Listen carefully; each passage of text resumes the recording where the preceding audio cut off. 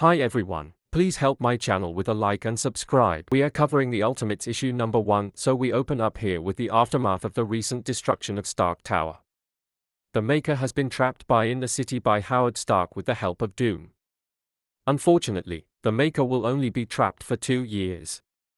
After 6 long months, and Tony Stark Iron Lad is thinking about the presumed loss of his father Howard Stark.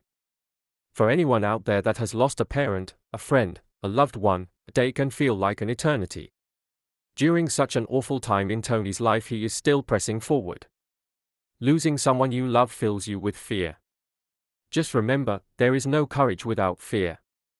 Tony Stark with Dr. Doom continue their planning to undo what the Maker has done.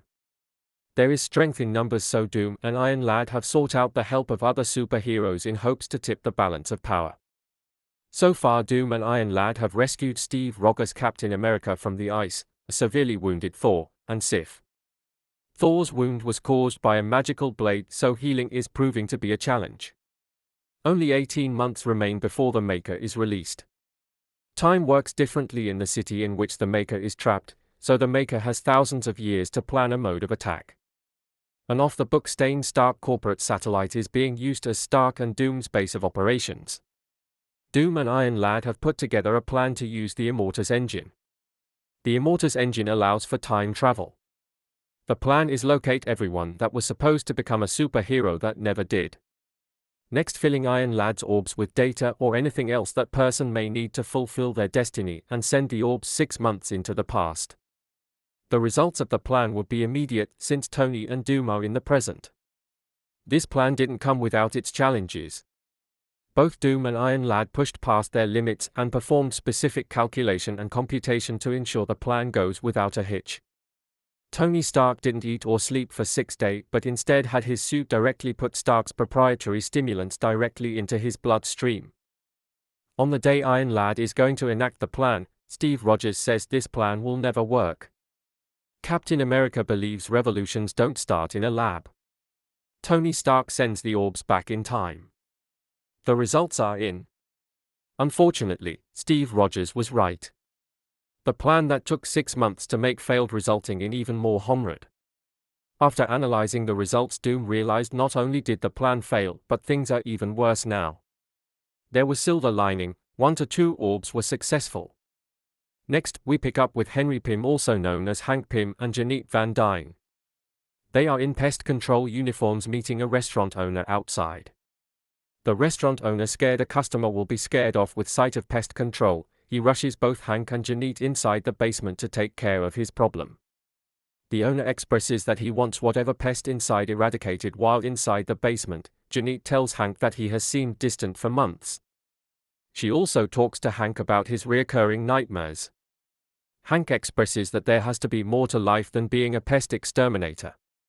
Janet believes raising a family is the answer to life. Hank mentions how screwed up the world is and what a terrible place it would be to raise a child. They both soon discover a family of Maloids. These Maloids are responsible for eating the restaurant's food. Janet, furious, she told the restaurant owner that Maloids are responsible for eating all the food. The restaurant owner insists on exterminating them still. He even offers to pay double and triple Hank and Janet's normal fee. Hank and Janet refuse, as there are some lines they will never cross. After leaving the restaurant, both Janet and Hank are driving and talking about what just happened. Hank is disgusted and asks Janet how she could ever want a child in this world. Hovering in the air in front of their car, Iron Lad calls out to Hank and Janet. In fear, Hank speeds off. Janet is confused on how Iron Lad would even know their names. Thor brings the van to a halt by sending his hammer through the van's engine. This causes an orb in the back of the van to activate. Hank had been carrying around this orb for months. All the knowledge contained inside was the cause of his nightmares. Hank knew him and his wife were supposed to be superheroes, but remained reluctant to this truth. Janet, on the other hand, takes this information in stride, as she immediately accepts Tony Stark's offer by putting on her wasp suit. Just then they are all attacked by Captain Britain, a member of the Maker's inner circle. A battle begins between the heroes and villains. Iron Lad, pushed to the brink, is about to fall victim to Captain Britain. Fortunately, Hank Pym reluctantly follows suit and dons the uniform of Giant Man, unleashing an enormous foot on the villains and stomping them in their tracks. The day saved the heroes in tow with 2 new recruits retreat back to the satellite. Please help my channel with a like and subscribe.